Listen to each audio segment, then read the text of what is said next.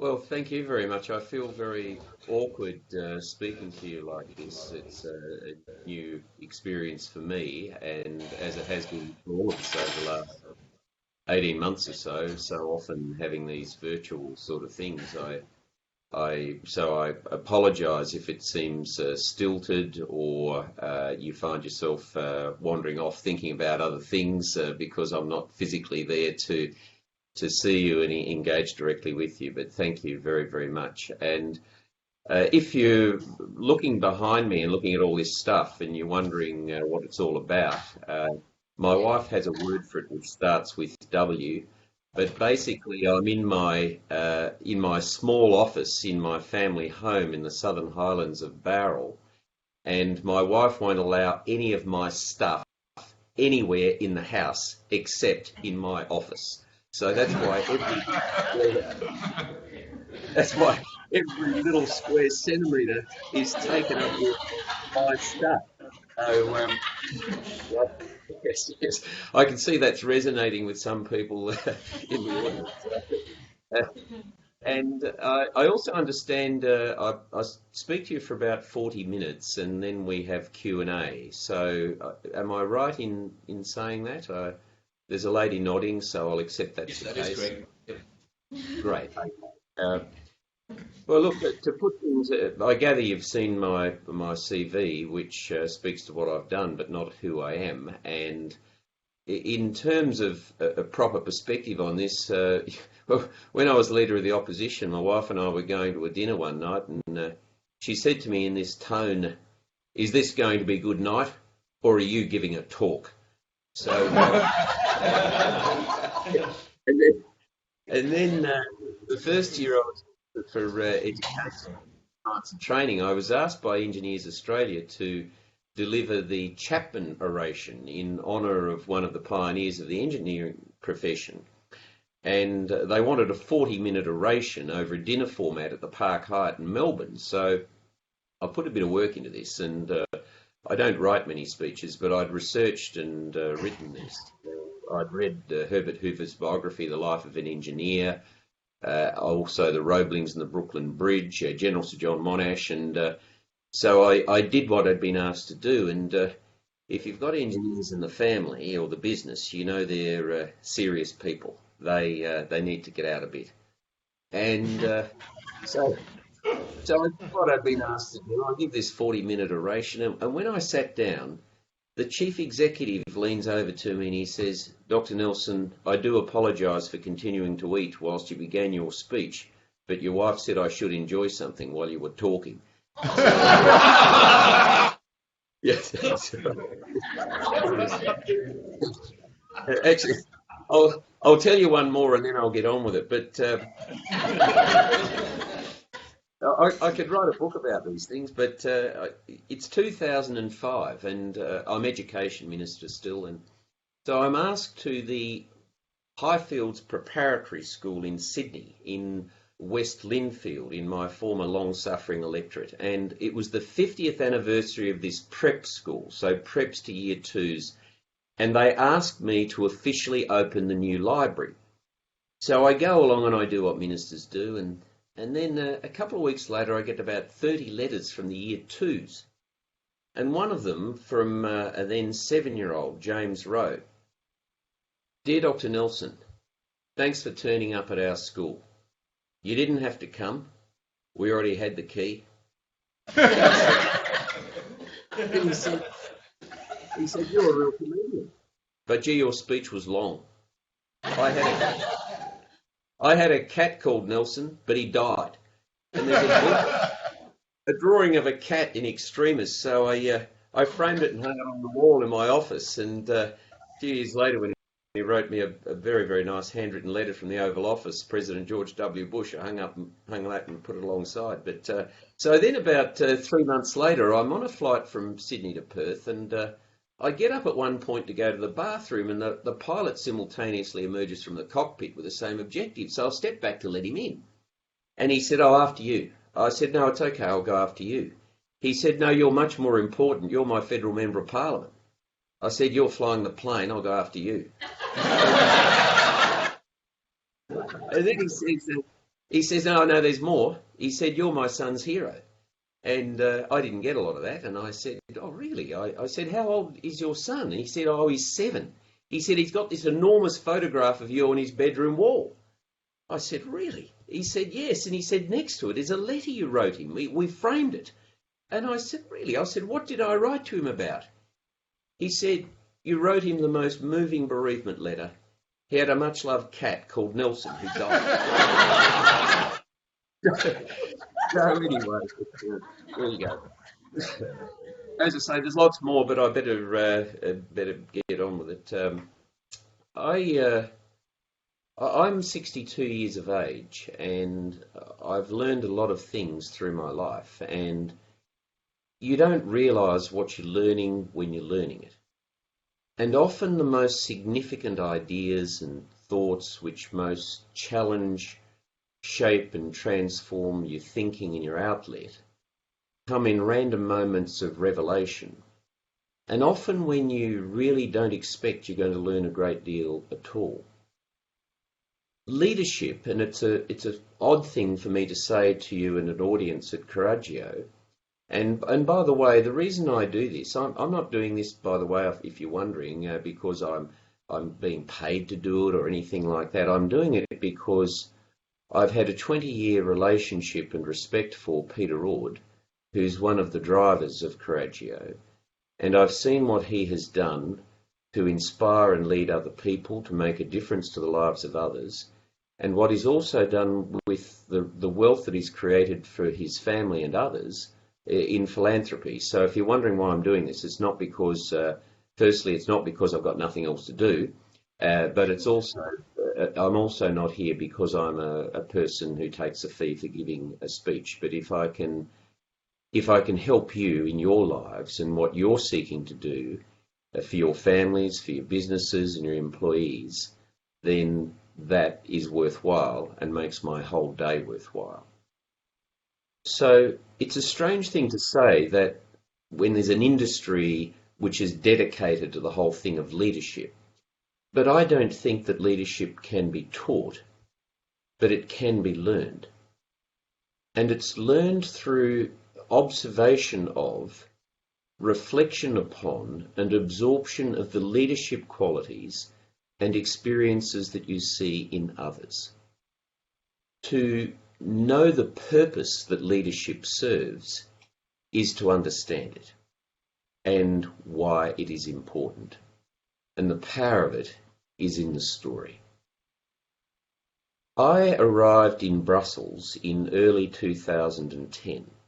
I was Australia's ambassador to NATO and to the European Union and Belgium and Luxembourg. The American ambassador to the European Union then was a man called William E. Kennard Jr. He'd chaired the Carlyle Group for the decade prior to his appointment, and he'd made an appointment to come and see me at our embassy about an issue of common concern to our two countries and the EU. William E. Kennard is an African American, and in fact he bears an uncanny resemblance to his then President Barack Obama. I went out to greet him, and this is something else, by the way, that I think is important. If I ever want to see someone, I go and see them. I don't generally request or insist that people actually come to see me. This is in terms of the people with whom I work. He was walking into my office, and we were just chatting, and he literally stopped dead. He stopped dead in his tracks, and he stopped mid-sentence, and he simply said, "A black man." And what had stopped him is a photograph which is almost twice the size of a standard door, which I take everywhere with me and have done for nearly 25 years. And I put it on the wall immediately opposite my office, my desk. And I said to him, "Yes, Bill, he's an Aboriginal Australian." And I introduced him to Neville Bonner. And I said, "He's a Yungara man, and he was born in my country in 1922. His non-Indigenous father absconded before his birth, and he was born on a tiny little island in the mouth of the Tweed River in northern New South Wales. He was born there because in those days Aboriginal people in my country were not allowed to be in town after the sun had gone down. He grew up in a hollow carved under lantana bushes on the banks of the Richmond River, also in northern New South Wales, that had been carved by his Aboriginal grandfather.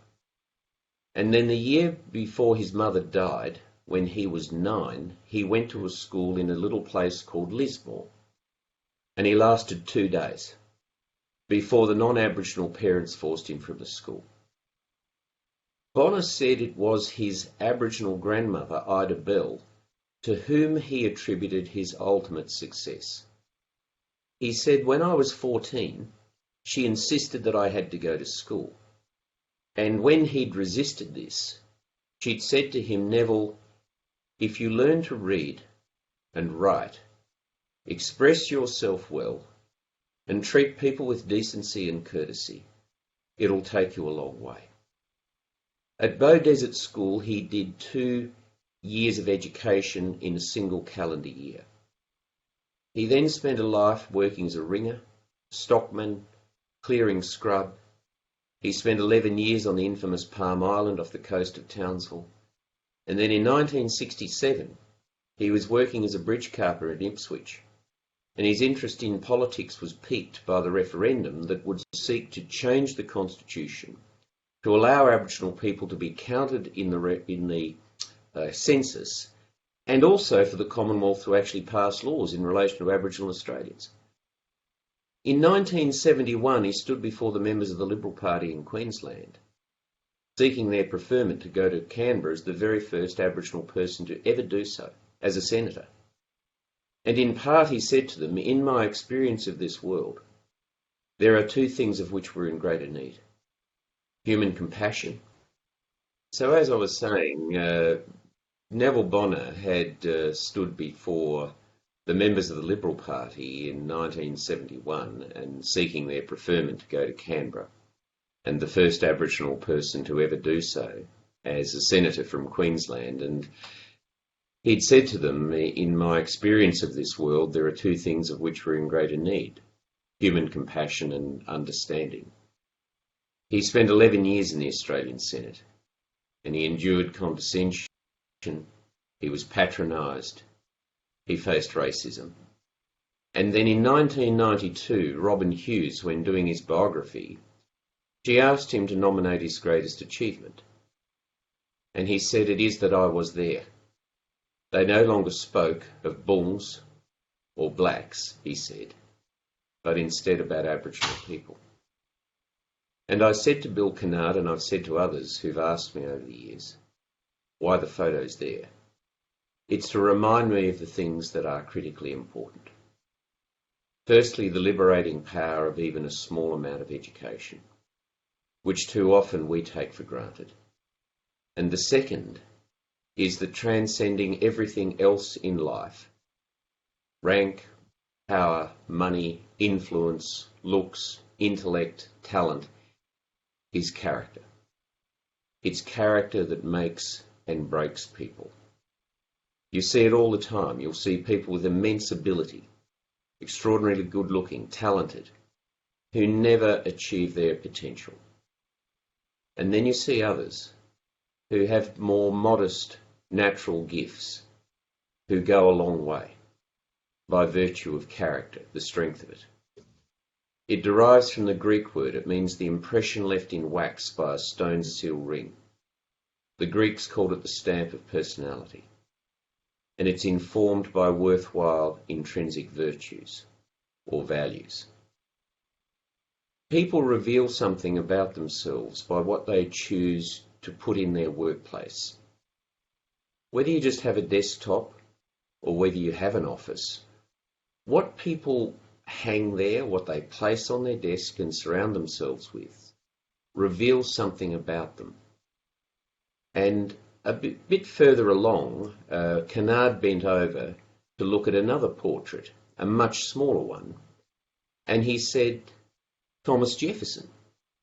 He said, "You're the Australian ambassador and you've got a portrait of one of my presidents." And I said, "Yes." I said, "I'm a big devotee of Jefferson, notwithstanding his views on slavery."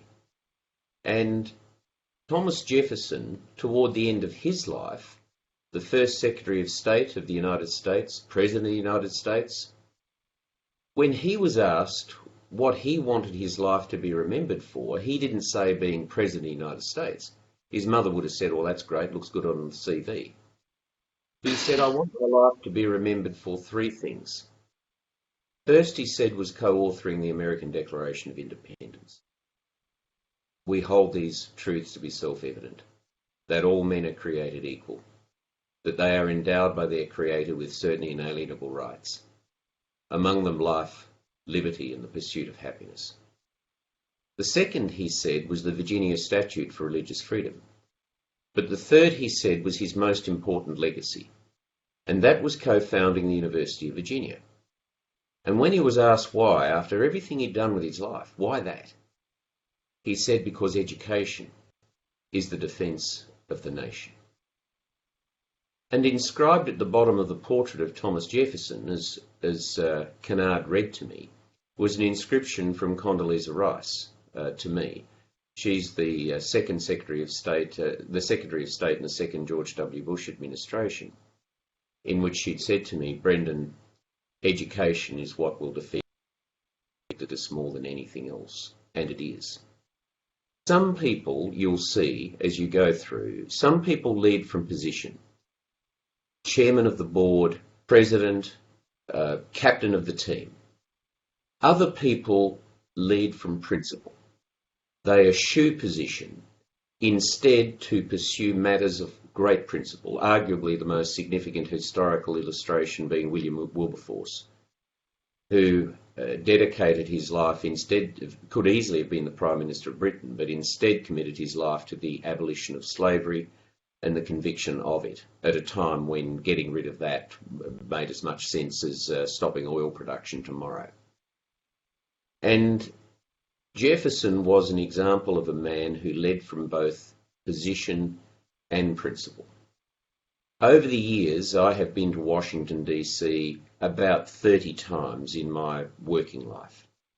And my staff and my former staff will tell you that no matter how busy is my program, and sometimes I can tell you it has been absolutely jam-packed, there are two places I always go to, even if it's just 10 minutes at each. I go to the Holocaust Museum to remind me of the depths to which human beings are capable of descending in certain circumstances. And I go to the Jefferson Memorial to look up to those promissory notes he wrote not only to the United States, but to those of us in other nations and human beings that so too subscribe to such values. When I reflect on it, though, it isn't just about education. At Wannsee, that German suburb of Berlin, in January 1942, Reinhard Heydrich, he was the protectorate of the Directorate of Bohemia. He chaired the meeting of 13 German public servants and ministers. They signed off on the final solution, and a year later 3 million Jews, homosexuals, political dissidents and Roma gypsies were dead. 9 of those 13 men had the very best university education Europe had to offer, master's degrees, PhDs. It isn't just about education. It's also about values that inform that education and the character of human beings. I grew up in Launceston in northern Tasmania, and my father used to go away to sea. He was a marine steward. My mother was a stay-at-home mother until I was about 10. I was the eldest of 3 children. We lived in an outer suburb called Newnham. And when, in the 13th year of my life, my father took me for a walk down the street in which we lived. And he said to me, "Son, look at the houses," which was a strange thing. I'd seen them a million times before. But then again, I'd had the facts of life a couple of months earlier in a boat fishing on the Tamar River, so you never knew what you were going to get.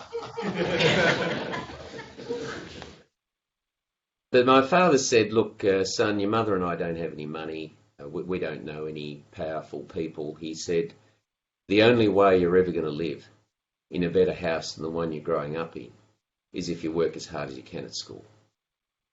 At the time, of course, I had no idea what he was talking about. Subsequently, of course, before he died, I said to him, there's never a better house to live in than one in which you were loved and wanted. It doesn't matter how big the house or how many cars in the drive. But then a few months after that conversation, they sold that house and they moved to Adelaide. They wanted to live in a city where there was a university in case one or all of their three kids might have an opportunity to see the inside of one. And then my father was made unemployed just before we moved. There was a downturn in the shipping industry. In my family, my mother was a devout Irish Catholic. Her mother's maiden name was Molly Maguire, one of 9 kids. And my father was a very committed Orange Lodge Methodist. Now, most of you would have no idea what I'm talking about, but basically when the families got married in 1957, I gather that they didn't even talk to each other. But I was raised a very devout Roman Catholic. I've had a few run-ins with the Pope, so I'm not quite so adherent these days. But I went to a government high school in Adelaide, Modbury High School. It was a good school. But when my father was back into employment, in the beginning of what is now year 11, I went to my father and I said, look, I don't know what it is, but I feel I'm missing something and I'd like to go back to a Catholic school. My father persuaded the Jesuits to take me, and those last 2 years of my education changed my life and changed me and everything that's happened to me since. For those of you who don't know, the Jesuits are a seriously above average militant sub-faction of the Catholic priesthood. So they've got their guy in the Vatican at the moment, so presumably they're more relaxed. But they told me that a life of value would be built on 4 things. The first is commitment. You have to consistently apply yourself to whatever it is in which you believe. You never give up. You have to keep at it. The second, they said, is conscience. Every single decision that you make has a question under it.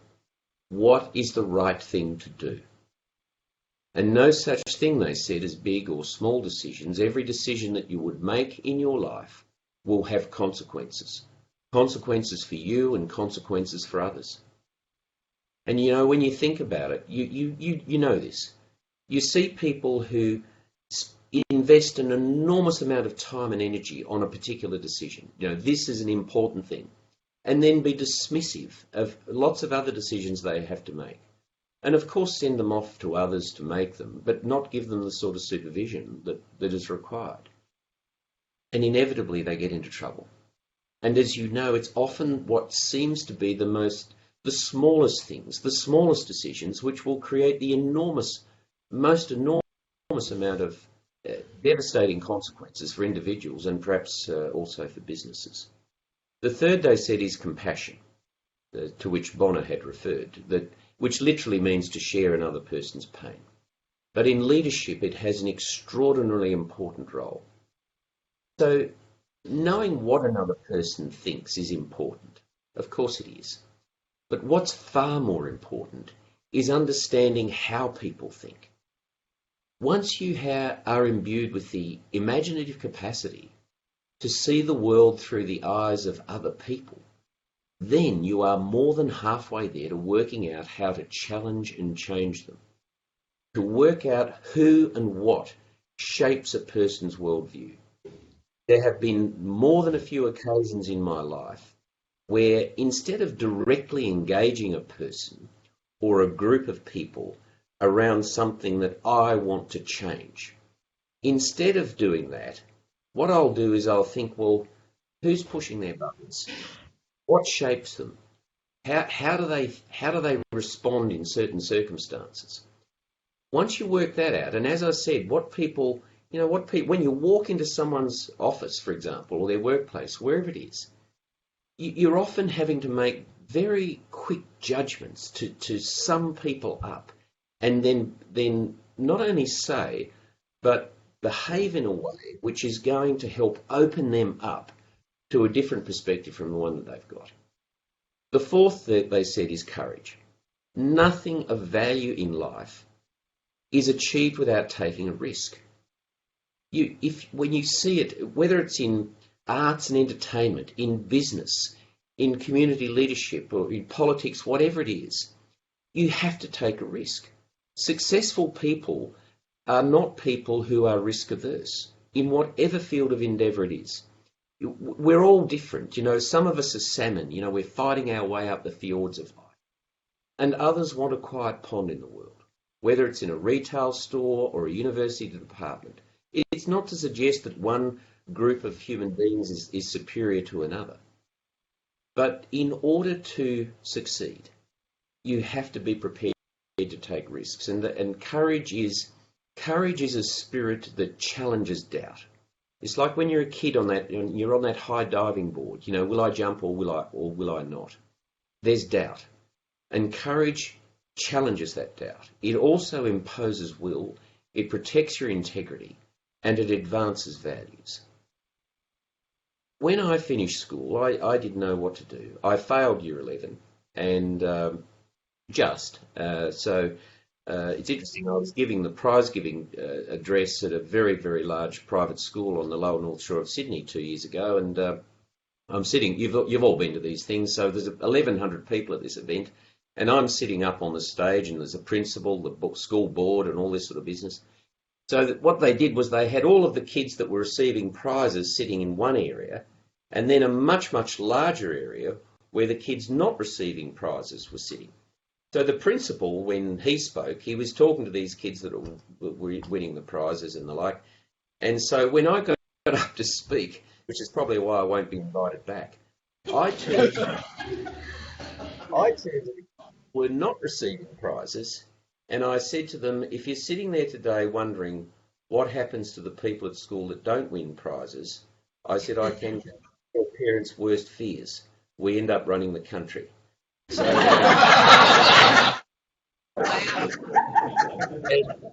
of course, and that's another thing in terms of leadership is using wit and humour in ways that make very significant points. Because I've certainly sat with the kids that aren't winning prizes. I know how it feels. And one of the things you need to do is to make sure that every person, no matter where they are, feels a reverence for themselves as a consequence of you and how you lead them. So anyway, in year 12, I dropped all the maths and physics and stuff I wasn't good at, and I did what I loved. I did history, European history, English, economics, biology, those things, and surprised myself and did well. So I started doing an economics degree, and then I'd been doing that for about 6 months, and I thought, this is not for me. So I dropped out. My parents were devastated. I didn't know what I was going to do. I worked in a department store for over a year. I worked in the basement of Harris Scarfs in Adelaide. I sold doors and curtain fittings. I worked with 3 wonderful women. I thought they were really old. They were probably in their 40s at that stage. And but in fact, it became very useful because later in my life, when I was out kissing doors and kissing babies and knocking on doors for politics, I'd knock on doors, and if I got a very aggressive lady, I'd say, "That's a beautiful Sorrento door you've got there, madam," and I'd be able to offer advice on curtain fittings.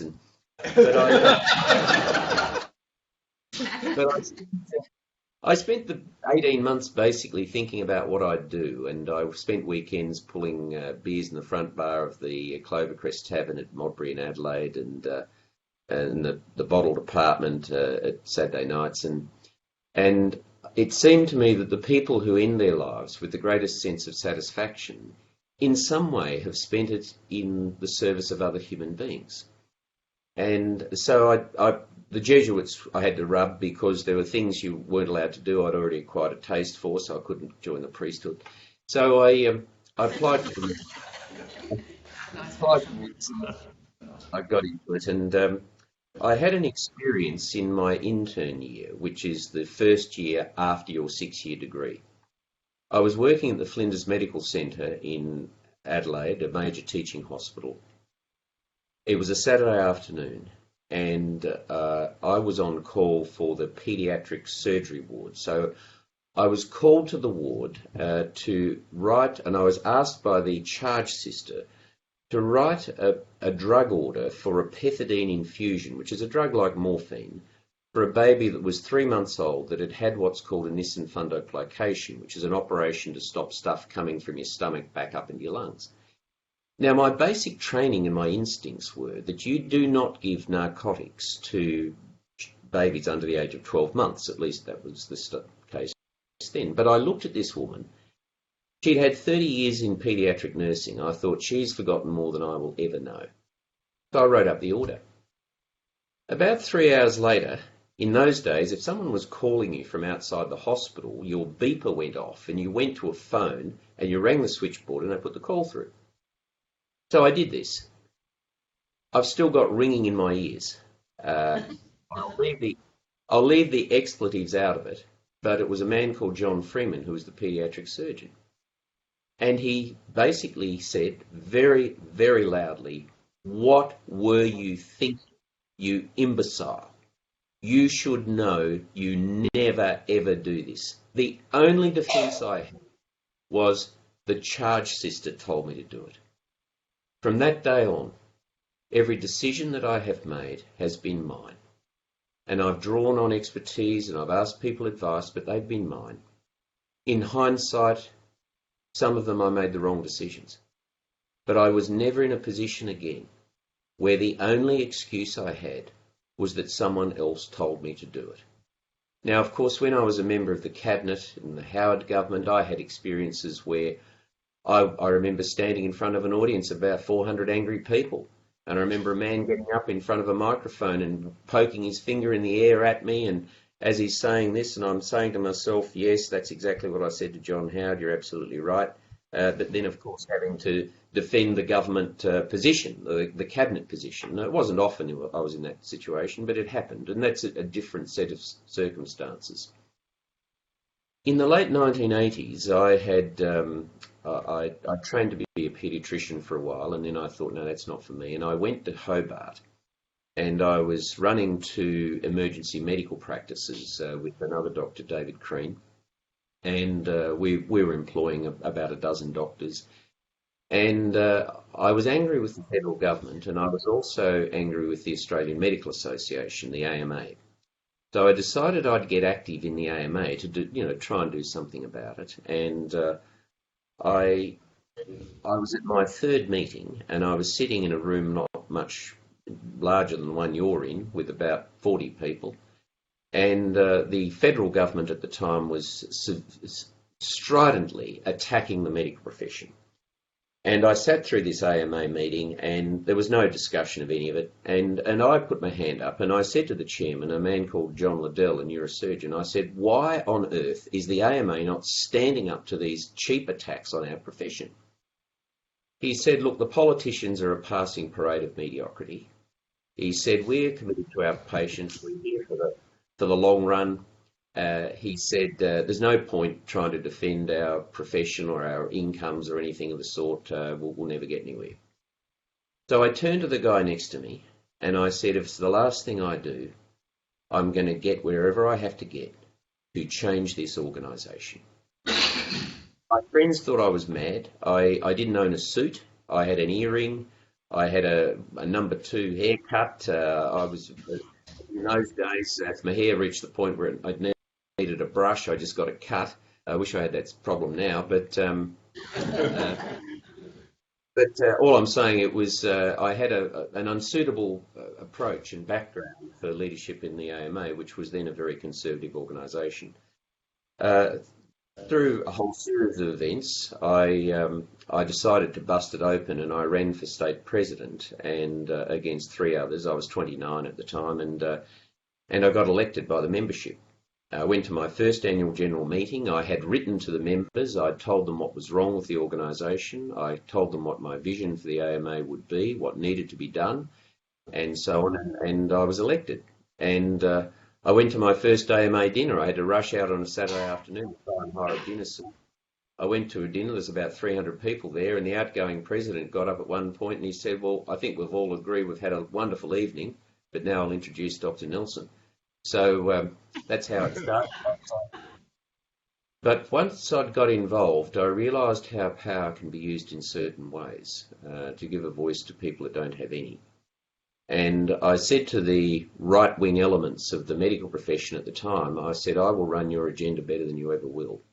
But in return, I want your support because we need to see that the medical profession is a voice that challenges and changes society's attitudes to a whole range of issues and which go beyond our direct industrial and professional issues.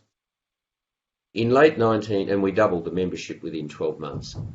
In late 1989, I met a man who changed my life again, and his name was Bruce Shepherd. He was an orthopaedic surgeon from New South Wales. He was described in the British Medical Journal as an avuncular right-wing orthopaedic surgeon, which offended Bruce deeply because he thought he was far more right-wing than that.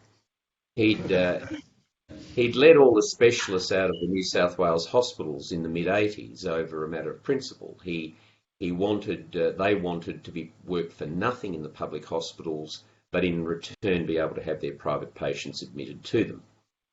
So in 1989, a friend of mine, Bruce, had come to Hobart. He was setting up a fighting fund for the medical profession, and a friend of mine said to me, I'll introduce you to Bruce at this event at the Hobart Casino.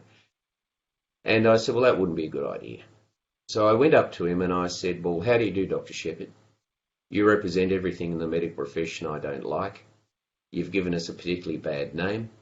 And as far as I'm concerned, I'm on a reform agenda and I'm determined to marginalise you and people like you. Now, he looked at me and I thought he'd say two words, the first of which would be get. But instead, he said to me, look, he said, I've been watching you. You're going to go a long way. And the medical profession desperately needs people like you. He said, when you get to know me, then tell me what you think about me. He said, the first piece of advice I'm going to give you is never pass an opinion on someone you haven't met. And I was quite disarmed by that. And we became good friends. He became a mentor. He gave me a lot of advice, some of which I took. In 1993, I was elected the federal president of the AMA. And I'd served as national vice president for 2 years. It was a complete change for the AMA.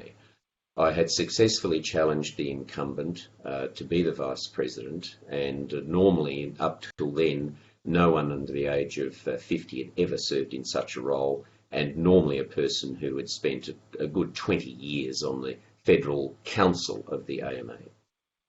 And I became the federal president, and then I did my first National Press Club address as president of the AMA in September 1993. And I wrote the speech, and I arrived in Canberra, and I said to my media guy, I said, look, I'm really worried about this. I said, I've got a whole lot of things in here which I think are very, in fact, are controversial, and I think we'll have some problems. And he said to me, he said, look, Brendan, you've come this far on your beliefs. You have to remain true to yourself and to them. And so on that day, apart from private health insurance and Medicare and the professional issues obviously important to the profession, I criticised the AMA for what it hadn't done to advance Aboriginal health, took on environment as a health issue, criticised the Tasmanian government for proscribing homosexual relations. I had been running a very strong campaign for 4 years against the tobacco industry and the apologists and tobacco industry in sport. And in fact, the night before I spoke, the Victorian government scuttled an agreement that we'd been working on for 2 years to get proper health warnings on cigarette packets. So I held a packet of rat sack up alongside a packet of Winfield cigarettes. And the rat sack black on gold kills rats and mice, whereas the cigarettes gold on blue, which you couldn't read, smoking reduces your fitness. And we lost some members, but we had a 16% membership growth in that first year following it. When to go forward on a number of other things, and then you ask me about things perhaps you'd like to hear about. When when I decided to get into politics, I was living in Hobart, and I'd been the president of the AMA for 2 years. I'd never had any ambition to do anything other than practice medicine, but I realised I wouldn't get any more done unless I got in there. And so my first decision was to sell the house and move to Sydney.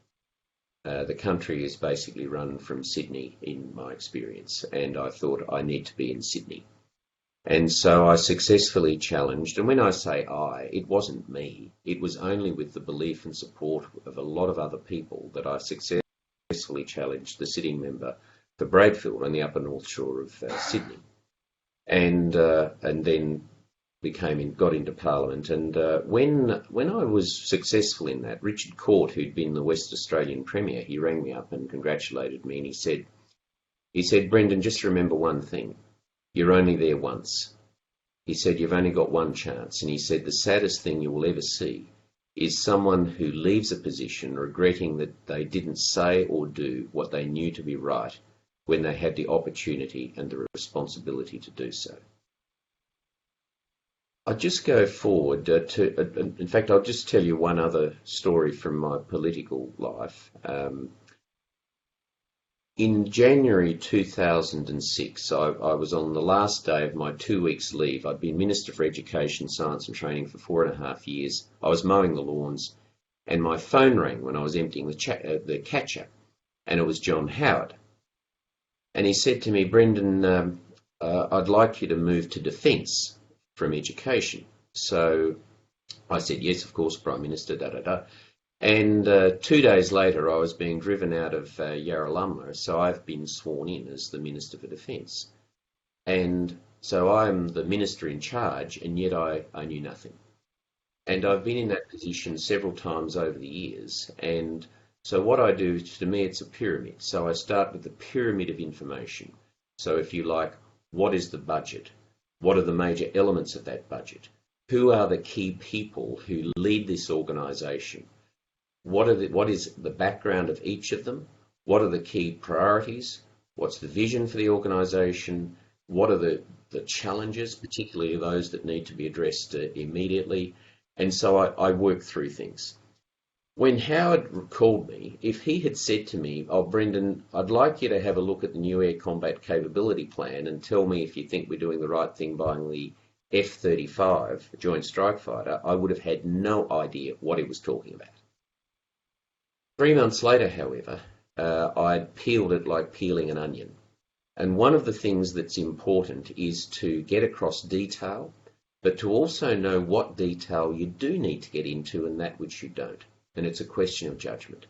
And I was getting much further into the detail of all of this, and I was increasingly concerned that we had a problem.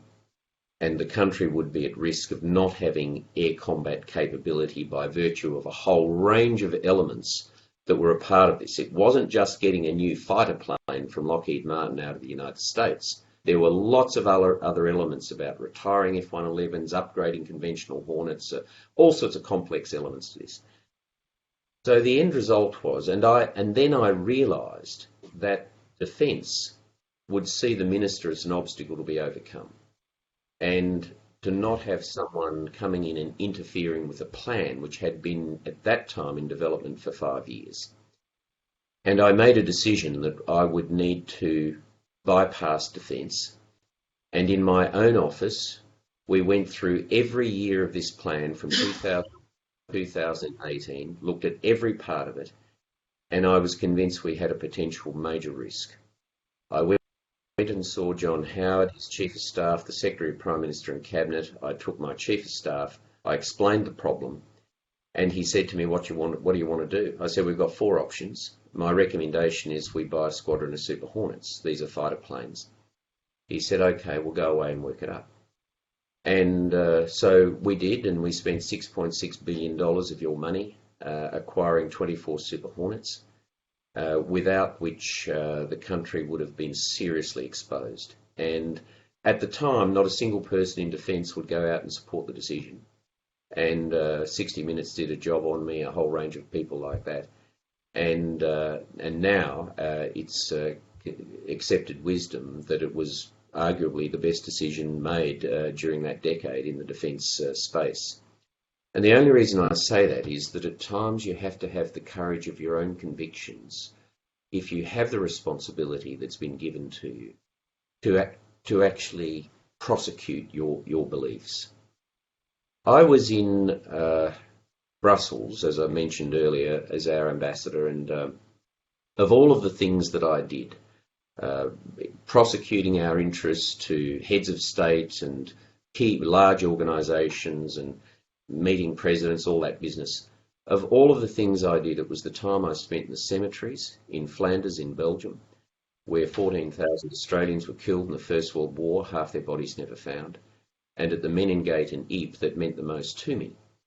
And I was 2 years into the job when the minister from the Gillard government, the foreign minister, asked me if I would be prepared to do 4 years in Brussels instead of the 3 I'd signed on for. And I said, look, thank you. They liked me being overseas, but I said, thank you, but I think 3 will be enough. If I do 4 years, I'll just be doing the 3rd year again. We'd had a major transformation in the European Union relationship, and we finally had influence. We're at the NATO table, and so I said, I think it's time to go home. And people would ask me every day. They'd say, Brendan, what are you going to do when you go back to Australia? And I didn't know. And then a month after that conversation, it was then in March 2012, I got a phone call from the Chief of Staff to the Veterans Affairs Minister and asked me to look after a minister on Anzac Day in Flanders. And so we discussed that. And then we went on to other things. And amongst other things, I asked how Steve Gower was, who had been running the Australian War Memorial for 16 years. I knew his wife was ill. And the Chief of Staff said, have you read the Canberra Times?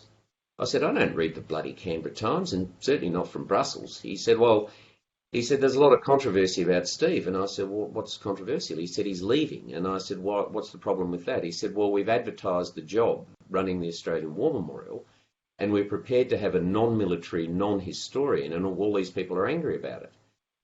I said, a non-military, non-historian? And he said, yeah. The moment I hung up the phone, I then Googled the job application and filled it in.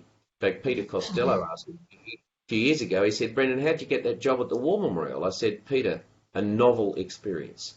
Filled in a job application, went for an interview. They rang up 3 weeks later and said, you got the job. So, but interestingly, when I went I came back to Australia for this interview, and when I went to the panel, one of the people on the panel said to me, who clearly wasn't happy I was there, he said, Dr. Nelson, do you know much about museums? And I said, no. I said, I've visited a few. He said, have you ever run one? And I said, no, of course not, you know that. He said, well, why would we consider appointing someone like you, who by your own admission is ill-equipped, to run the Australian War Memorial? And I said to him, well, if you're looking for an expert, firstly, my advice to you is not to do so. But if you are prepared to consider someone who isn't an expert, then my experience is that there are 300 people, as I understand it, at the War Memorial who are all experts. They've forgotten more than I'll ever know. But I've learned something about experts from my time in the medical profession through everything I've done since. They see the world through a straw. And I said, I've been in this position before. And the key task is not just to manage the organisation, but to be a leader of it and ambassador for it. The key task is applying intellectual rigour to the process of exercising judgment. And you draw on all of the expertise that's both within and outside the organisation. And that is in itself the key task. What differentiates leadership from management is vision. Management is about emptying your inbox, your in-tray, day-to-day, week-to-week decisions. But what informs leadership is vision. You have to give people a comprehensive sense of where you are wanting to go and why. You have to inspire them to rise above their own narrow self-interest, to lift their horizon, and be prepared to make sacrifices for the organisation that you are seeking to lead. In 1997, just before Christmas, I received a book from a constituent. In politics, people cease to be human beings, they become constituents. So anyway, this man sent me a book, and it was entitled Revelation by a German physicist and philosopher called Bernhard Filbert. It's quite a heavy theological read about how people effect and manage change individually and institutionally. He said, progress leads to chaos if not anchored in tradition. Tradition becomes rigid if it does not prepare the way for progress. But a perverted traditionalism and a misguided progressivism propel each other toward a deadly excess, hardly leaving any ground between them. And therein, in my experience, lies one of the key challenges. At my first national conference as AMA president, I said to the delegates, AMA should stand for against most anything. I said because a group of men and women dedicating their lives to understanding the causes and treatment prevention of disease when it comes to public policy simply oppose everything, defend that change against the next one inevitably coming down the line. What I've discovered in my leadership experience is when you come into a new organisation, one of the key things is to find out who those traditionalists are. You will have in your organisations people who want tomorrow to be like today. They want next week to be like this week, next year to be like next year. They will often speak disparagingly of not only, but of young people who want to change everything. The key task is to work out who your traditionalists are, what is important to them, what drives them, to make sure that through your actions and what you say and how you say it, that you understand them and you respect the values that inform their traditional view of the organisation, and you have a sense of the history of the organisation. Once you've got that, once you've got them convinced that you get them, you respect them, you understand them, and that what's important to them will be the foundation upon which you build the organisation, then you can start to drive the changes you need. You've always got the progressivists. You've got the people who want change seemingly for its own sake, who neither care about nor understand the traditionalists. And in that sense too, Bruce Shepherd, whom I mentioned earlier, the orthopaedic surgeon, when I became the president of the AMA, one of the things I said about reforming was the organisation itself. So you've always got policy, you've got people, and you've got the organisational structure itself. In relation to people, by the way, everybody's got something to offer. You've got to find out what it is. But some people are just so incompatible with the organisation, you've got to get them off the bus, and it's always best to do it early, not late. The only regret that I've ever seen, or perhaps even had, is not dealing with someone that I know has to be dealt with sooner rather than later.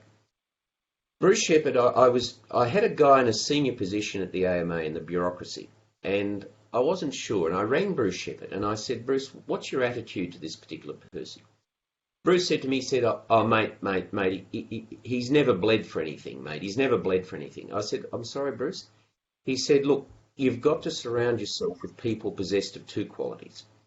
The first, he said, you've got to find people that believe in something enough to bleed for it, to work so hard, give everything up for it. He said, whether you share their cause is less important. They actually care about something enough to bleed for it. He said, the second thing you've got to look for, he said, you've got to look for people that are over-enthusiastic.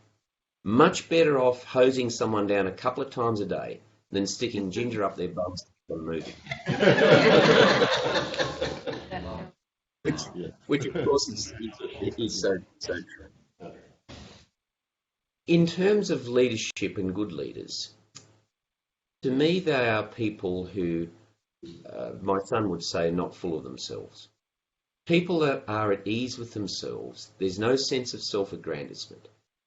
They're clearly motivated by a sense of duty, whether it's a public good, whether it's a sense of duty to the organisation or the company. Clear-minded, ethical, decisive. People that have an open mind, a mind that's open to other people and open to new ideas. People that have a sense of humility about them, and as I said earlier, make others feel a reverence for themselves. I've worked with, and you will have worked with, people who manage up. They'll treat the chairman or the CEO, whoever it is, with deferential respect, and everybody else with perhaps even disdain. The people that are good leaders have the same respect for and treat the man or woman who vacuums the floors and empties the rubbish bins with the same respect and regard as they do as the chairman of the company and everyone in between. Throughout my life, I've worked with a lot of people. Most of them I've liked. Some of them have been absolutely stunningly outstanding human beings. I've worked with a small number of people that frankly I despise. That last group would never even know, because what I've worked hard to do is to get the best I can out of every one of them and get them putting their oar in the water at the same time, unless I've already had to get them out of the boat.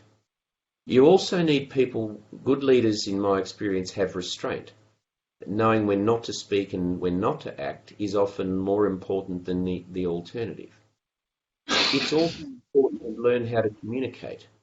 So whether it's speaking to 5 people or 500, until you can master the ability to communicate what you need to say and want to say to people, it's very hard to achieve your full potential. And it's a hard thing. For some people, as you know, the most terrifying thing in the world is actually speaking to a group of people. And some people simply can't do it and aren't ill-equipped to do it. But it's really important to master that. The other thing, by the way, just on touching on that's worth thinking about. As you heard, I'm executive chairman and I'm president of Boeing. In Boeing, I said to my boss, who's on the executive council in Chicago, I said, we seem to have a business where nobody can speak to anybody else unless they've got slides. What people seem to have lost the art of actually communicating what they're trying to say to an audience without slides. And sometimes, of course, you do need a slide, and it helps to illustrate what you've got, or it might be a highly technical thing and you've got to put a slide up. But throughout my lifetime, there's probably only 3 or 4 times in 30 years I've actually said, oh, well, here's a slide. The reason I don't, you think about this. If you put a slide up, often there'll be several sentences and there might be 4 or 5 bullet points. What happens is you might be speaking to a particular point you really need people to absorb. And what they're actually doing is they're reading bullet point 3 when you're talking about bullet point 1. So for what it's worth, in my experience, it's better if you can to communicate what you want to say and then afterwards say, oh, by the way, I've got a few slides here, you can take them away, and if people want to go over them. Finally, in terms of succeeding, it's a few things. You have to have, as I said, an open mind. People that have a mind that's closed to other people and other ideas will set themselves up for failure. And that's one of the reasons why our political class is failing us so much, not just in our country, but in much of the Anglosphere. The second is you've got to protect and nurture the inner integrity of your own intellect, your ability to think, to articulate your ideas, and challenge other people. And reading is really important. When I left politics, I had 3 million frequent flyer points, so I was flying all the time. People said to me, oh, it must be terrible. I loved it.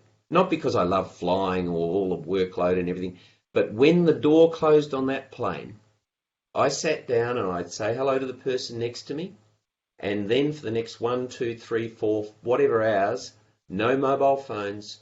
In those days, no emails. I had time to think, and I had time to reflect and to read.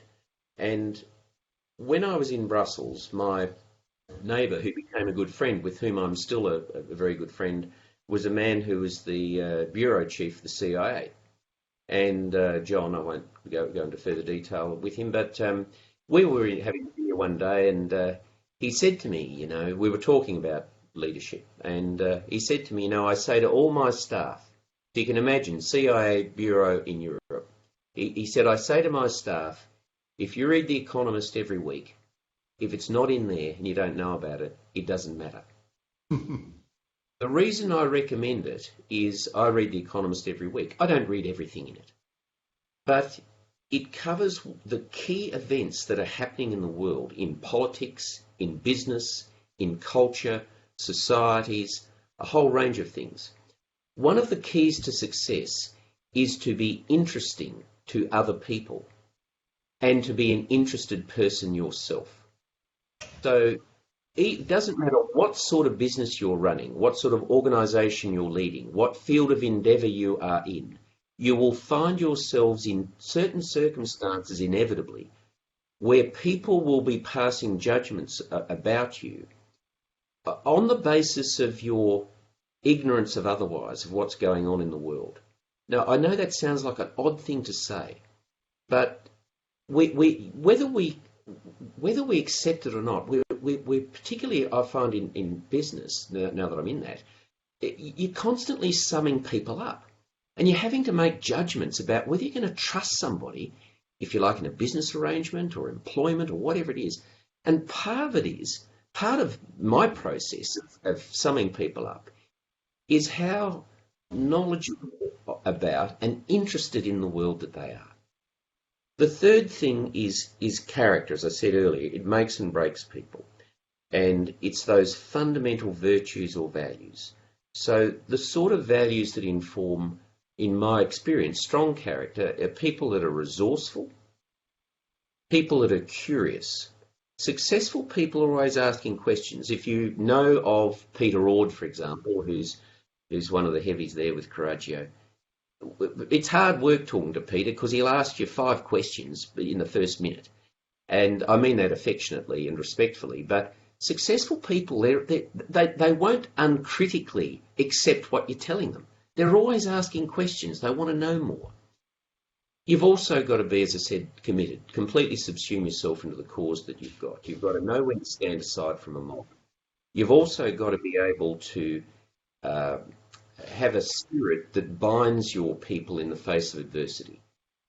Adversity, as we know, is a part of life. As human beings, we're living through that right now as we speak.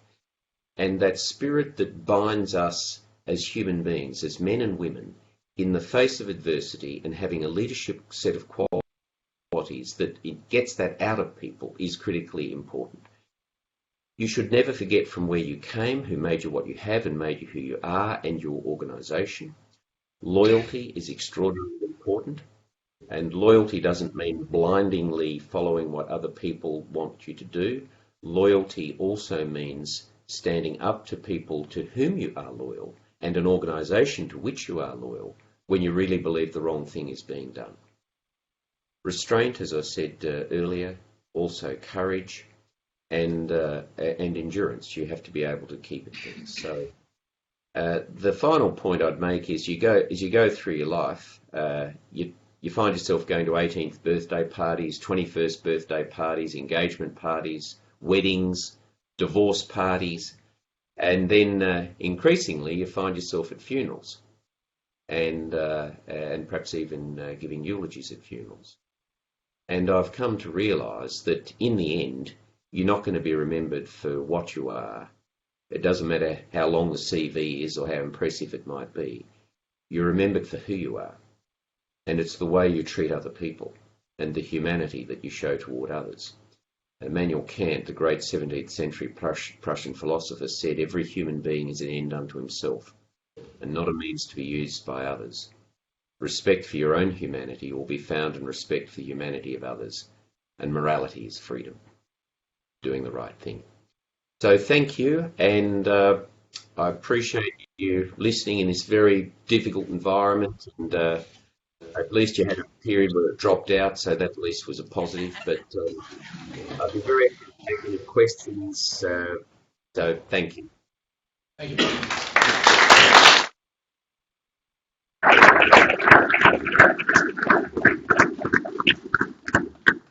Brendan, thank you very much for that very inspiring talk.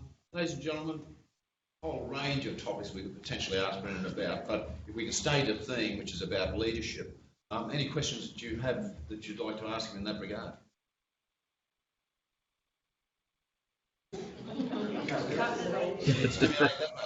Sorry, after that.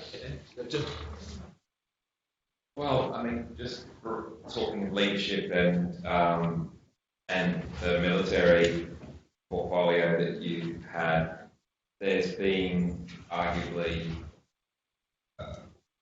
with regard to the controversy surrounding what special forces might have been doing, where do you see the buck stopping in that hierarchical system? Okay. Well, I have a job I'd like to. I have a job I'd like to keep.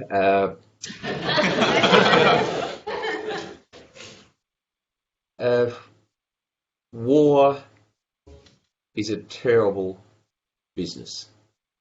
It's a messy business. It's beyond the comprehension of those of us who have never worn the uniform of our three services, nor had to do what we asked them to do on our behalf. Throughout history, our own history, our military history, from the Boer War to today, there have been things done in our name that would, in our sense, bring shame to us as Australians, and also many things that give us a source of great pride. Context is everything.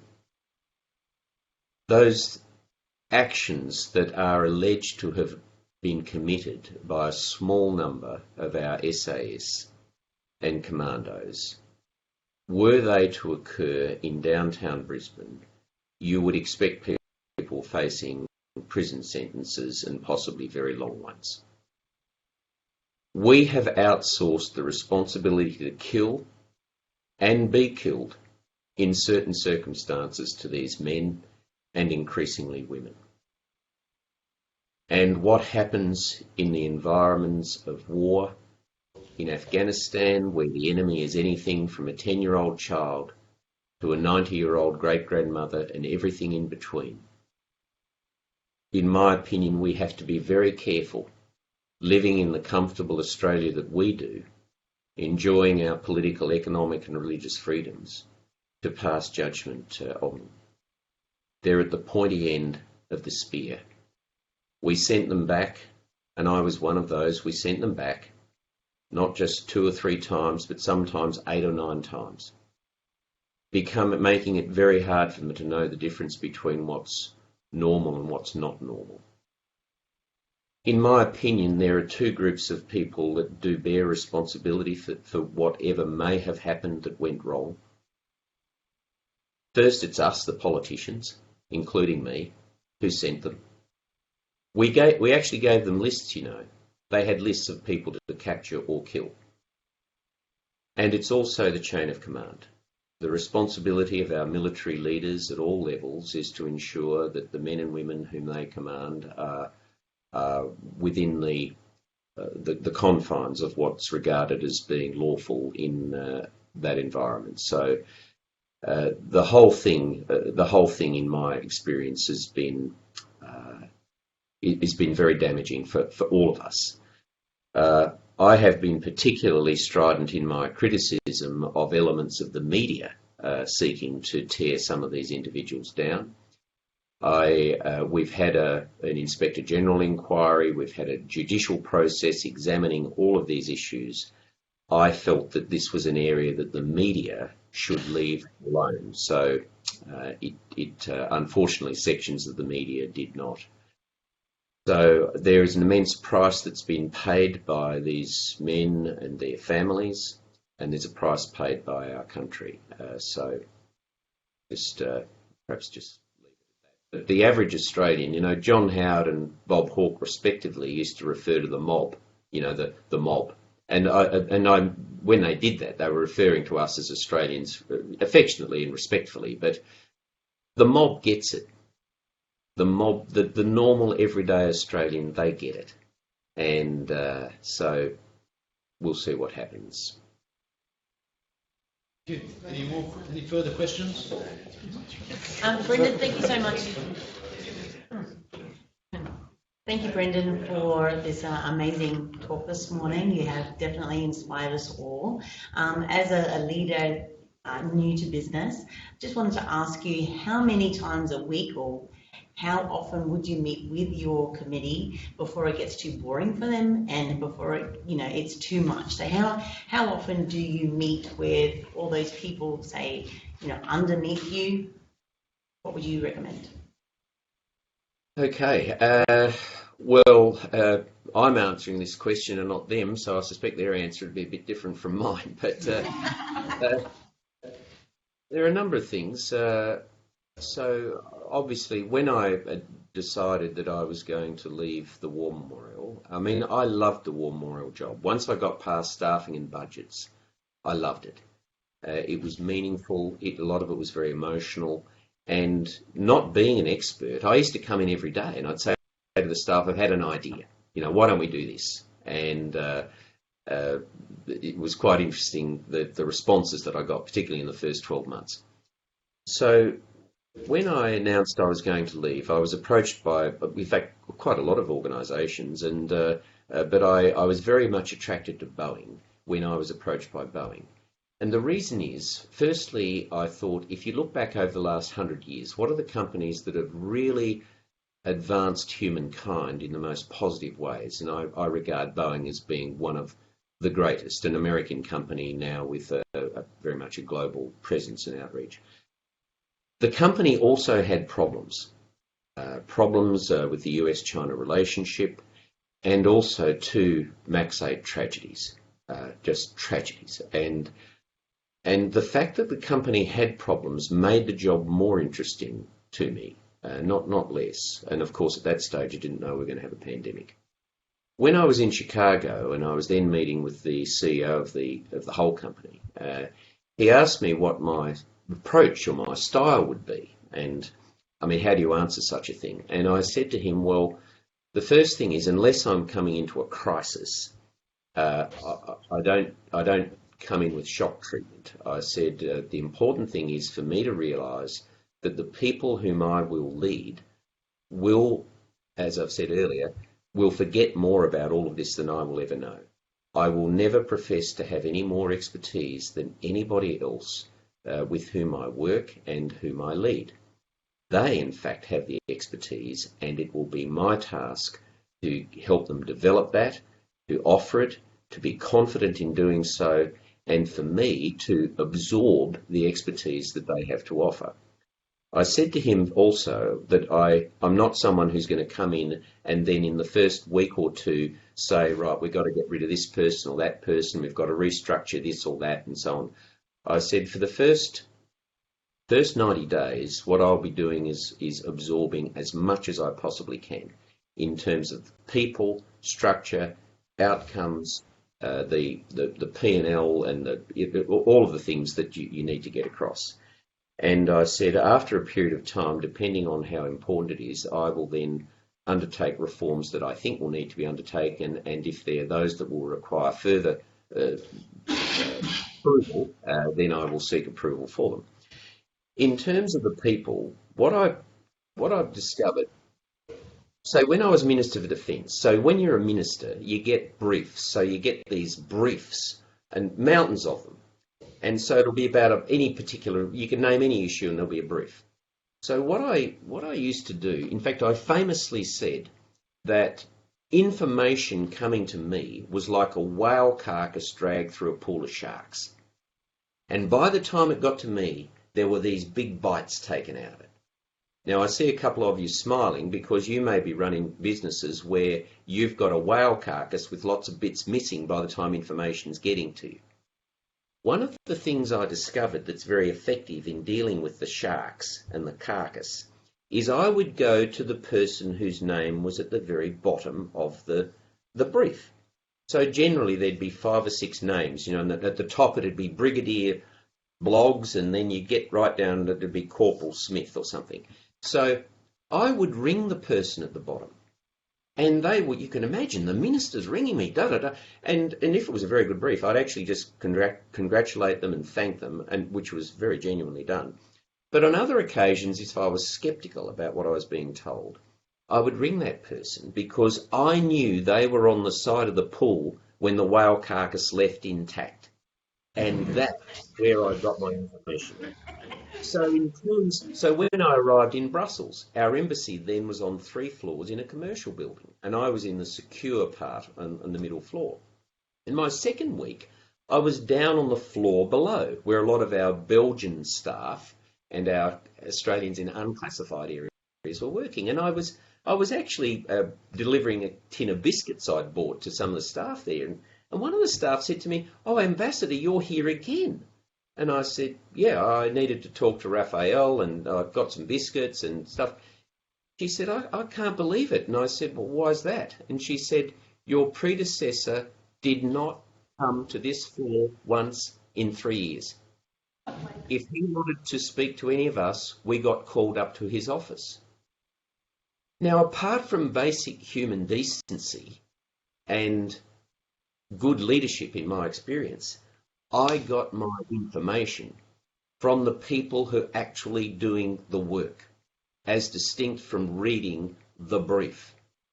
So in terms of meeting my staff, so for Boeing, we've got 4,000 employees across the country. Our head office is in Sydney, but we have only about 40 people who work in our head office, and that's where my office is. And we have our lawyers, we've got some government relations people, and a whole variety of people doing different kind of tasks. So I make sure, when we're not in lockdown, I'm a sad case. I go to the office every day. My wife loves it. But so I don't expect all of the staff to come to the office every day. We've learned that we can do things as we're now doing virtually. But I walk around, I say hello to people, I have a look at what they've got, what sort of they've carried into work and so on, and because they all have their own challenges, we all do. And I also reveal a lot about myself, not too much. I let them know what's happening in my life, and that helps them open up as well. So we have, in terms of the senior managers of the businesses across the country, we've got 5 subsidiary businesses. I have one-to-ones with every one of the business unit leaders at least once a week. I speak to our function, like the head of human resources, head of environment, health and safety, and so on. I speak to them at least once a fortnight. The communications guy I speak to most days, and there are a couple of people I speak to regularly because I'm worried about them. And in terms of say our 40 staff I mentioned in the Sydney office, so I make sure that we have a bit, and I make sure I have my camera on, so that we use WebEx, so we have a WebEx. I make sure everybody's there, and cameras are on, and we talk about things and the work, obviously, and some of them will only talk about the work, but I know that some of them are struggling because they've been locked up in a flat or a small apartment. I know we've got women who are working in 3 time zones with 2 kids homeschooling, and I can only imagine how hard that is. So I let them in a bit about my own challenges. I mean, I've got nothing to worry about. Nothing. I have nothing to complain about. I've got lots to worry about, but nothing to complain about. But I said to them, I sensed one young woman I felt was struggling with the work from home. I said, "It is hard." I said, "My mother died on the 26th of May, and I had to attend the funeral online."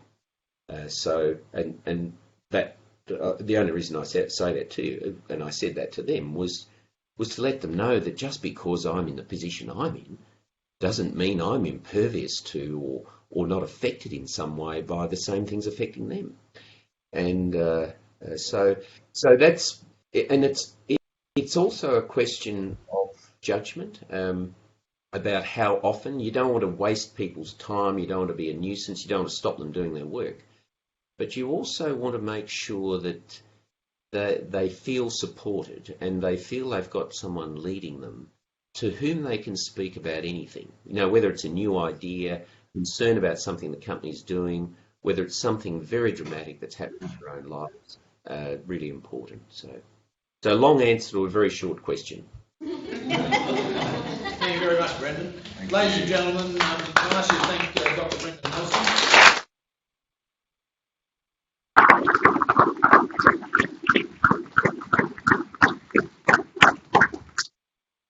Brendan, again, thank you very much for your time and the commitment that you show to Coraggio. We certainly value it and appreciate it, and the friendship that you've shown to, well, Peter, as we know, is a close friend, but to other members of Coraggio that you've come to know over the years, and the advice that you've provided to us has been invaluable. Again, today, some real kernels of knowledge there, and a lot for us to sort of sit back and think and reflect on, and I look forward to sharing those thoughts and feedback with you in the future. Thank you very much and all the best, and thanks for working through the adversity of the technology.